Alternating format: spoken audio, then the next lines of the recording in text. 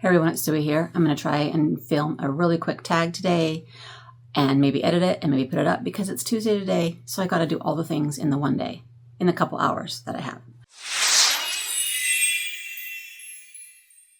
Here's a tag called 101 Days of Summer, originally created by Dee at the Reading Room 1972.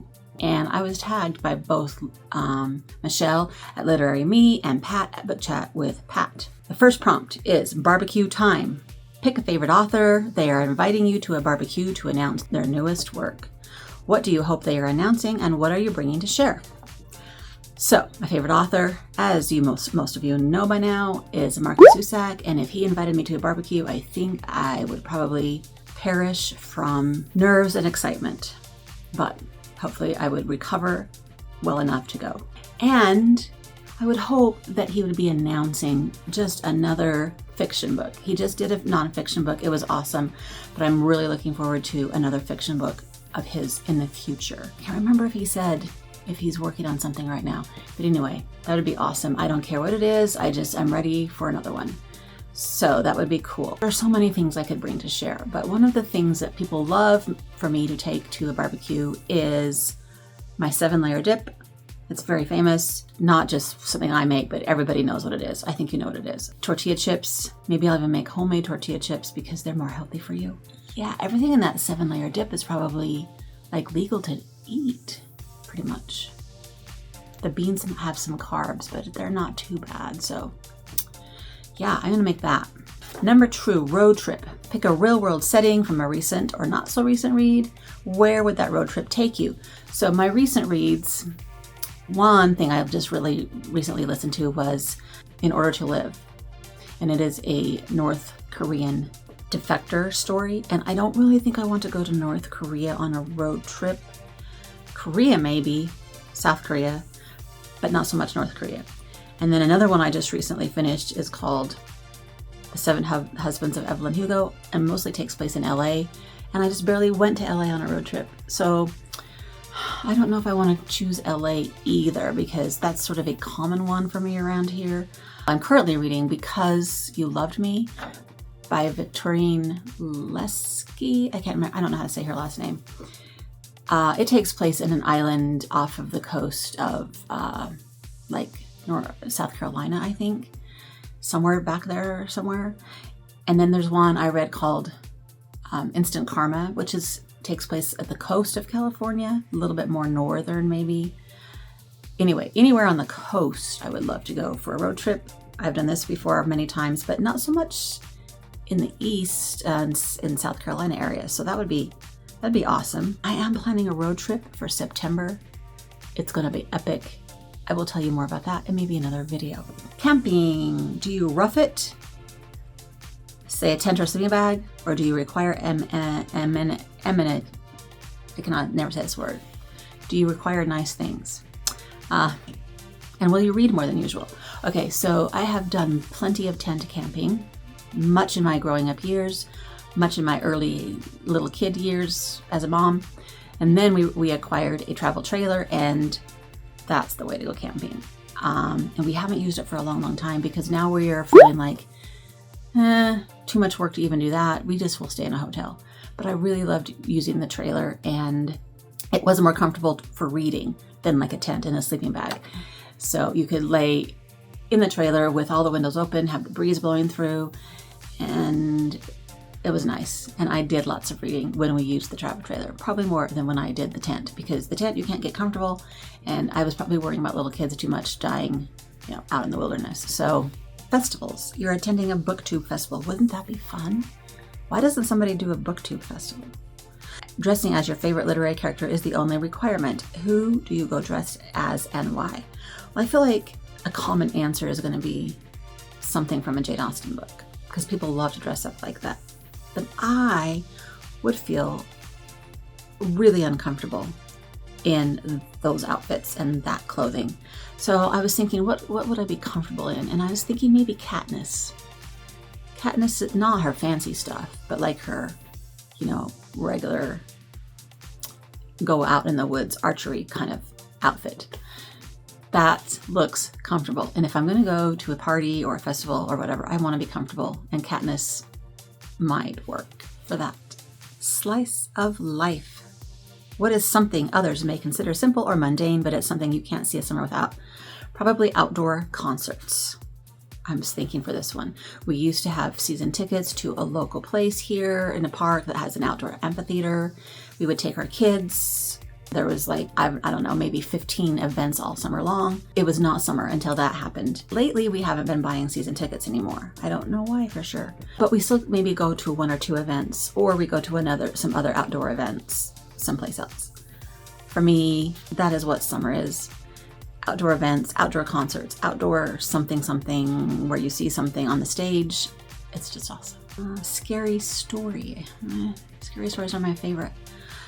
Which author would you invite to go camping with you, knowing you would want to hear the scariest story they can tell around the campfire? I'm thinking I would just have Stephen King come. The thought of it freaks me out, even just seriously pretending. I don't know how I would ever handle that, but it would be fun, right? If you want to be scared, and wouldn't he be the greatest storyteller around a campfire? That'd be so fun and scary. First love summer crush. A romantic interest in the summer months often leads to a bittersweet ending or a lasting impact. Which do you prefer to read? I like them both, but I like the idea of a lasting impact a little better, I think. And then it says, how does the age of the character affect this opinion? Yeah, so if it's a younger book, then the lasting impact maybe might not need to happen to have that satisfying, fulfilling thing.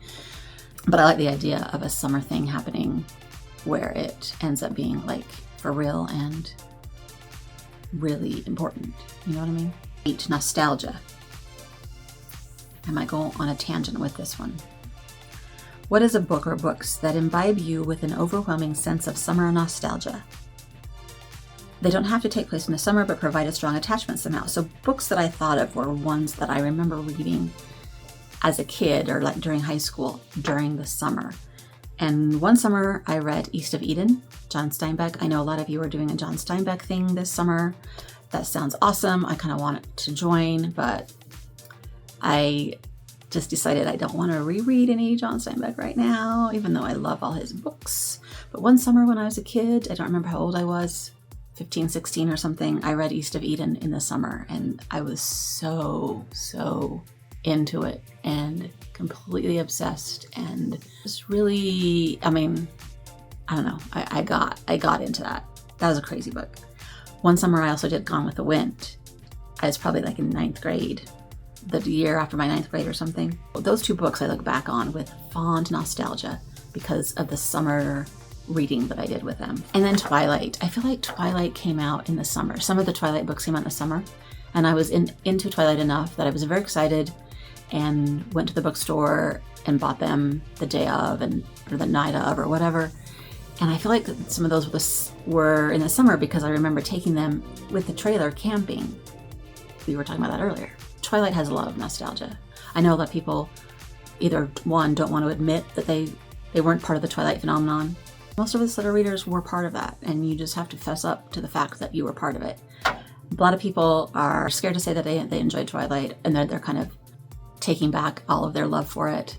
That's not me. I love Twilight. I think it was great. It was so much fun when it was going on.